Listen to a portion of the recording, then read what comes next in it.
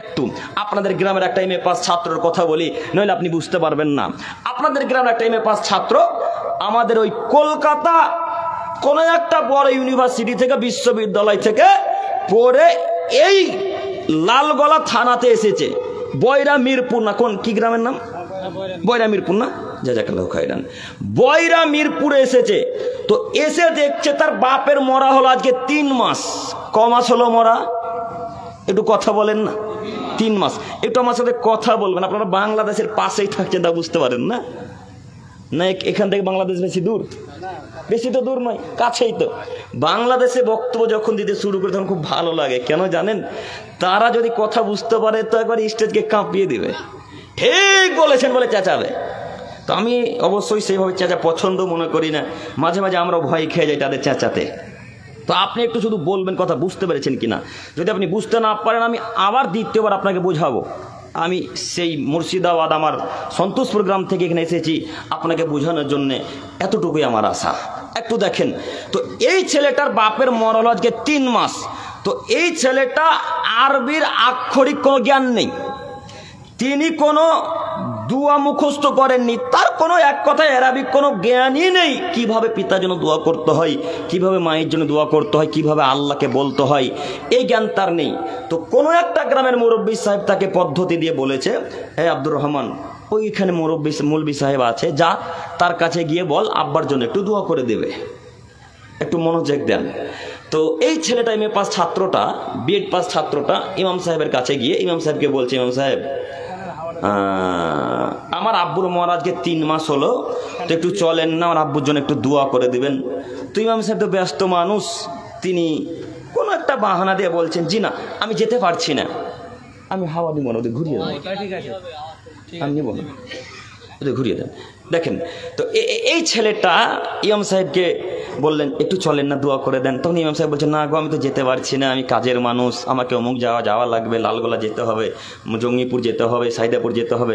তখন এই ছেলেটা কথা বলতে বলতে পকেট থেকে 1000 টাকা বের করে হাতে ধরিয়ে দিয়েছেন। তো হাতে যেমন ধরিয়ে দিয়েছে তখন ইমাম সাহেব বলছে, হে চলো তোমার বাপের কবর দেখাও, তোমার বাপকে দোয়া করে জান্নাতে ভরে দিয়ে চলে আসবো। তখন এই ছেলেটা তার বাপের কবরের কাছে নিয়ে চলে গেছে। 3 মাস মরে যাওয়া হয়েছে, তো বর্ষার দিন গাছগুছালি বেরিয়ে যায়, তাই না? দেখেননি গোরস্থানে গাছগুছালি যে কত বেরোয় আল্লাহ আলাম, যতই পরিষ্কার করেন গাছ বেরোবেই। তো ইমাম সাহেব বলছে তোমার আব্বুর কবর কোনটা? তো এই ছেলেটা বলছে ওই যে গাছগুছালিগুলো বেরিয়েছে, ওটাই আমার বাপের কবর। তো একটু চলেন না আমার আব্বুর কবরকে দোয়া করবেন, চলো তোমার আব্বার জন্য দোয়া করে আসি। এই ছেলেটার ইমাম সাহেব তার পিতার কাছে গিয়ে দাঁড়িয়ে গেছেন গোরস্থানে কবরের পাশে। তখন এই ছেলেটা আর ইমাম সাহেব এক পর্যায়ে দোয়া করতে শুরু করেছেন। ইমাম সাহেব দোয়া করতে করতে করতে করতে করতে করতে করতে আরবি ভাষাতে বলতে শুরু করেছেন, রব্বির হামহুমা কামা রব্বায়ানি সাগীরা, হে আমার প্রতিপালক, আমার আব্বু আম্মু আমাকে বাল্য অবস্থাতে যেমন ভাবে লালন পালন করেছিল মাবুদ, তুমি আমার পিতা মাতাকে তেমন ভাবে রেখো। তখন যে ছেলেটা 1000 টাকা দিয়েছে, ছেলেটা বলছে আল্লাহুম্মা আমিন, আল্লাহ তুমি কবুল করে নাও। কথা বুঝতে পারেননি না? আবারও না বুঝতে পারেননি, আবারও বলি, আমি 1000 টাকা দিলাম ইমাম সাহেবকে কার মায়ের জন্য দোয়া করতে, কার পিতার জন্য দোয়া করতে? আমার পিতার জন্য দোয়া করতে। তো ইমাম সাহেব সেখানে গিয়ে বললেন, রব্বির হামহুমা কামা রব্বায়ানি সাগীরা, হে আমার প্রতিপালক, আমার পিতামাতা আমাকে যেভাবে লালন পালন করেছিল মাবুদ, তুমি আমার পিতামাতাকে সেভাবে রহমতের চাদরে রেখো। তখন যে ছেলেটা 1000 টাকা দিয়েছে ওই ছেলেটা বলছে আল্লাহুম্মা আমিন, আল্লাহ তুমি হুজুরের বাপ মাকে জান্নাতে ভরে দাও। কথা বুঝতে পারেননি?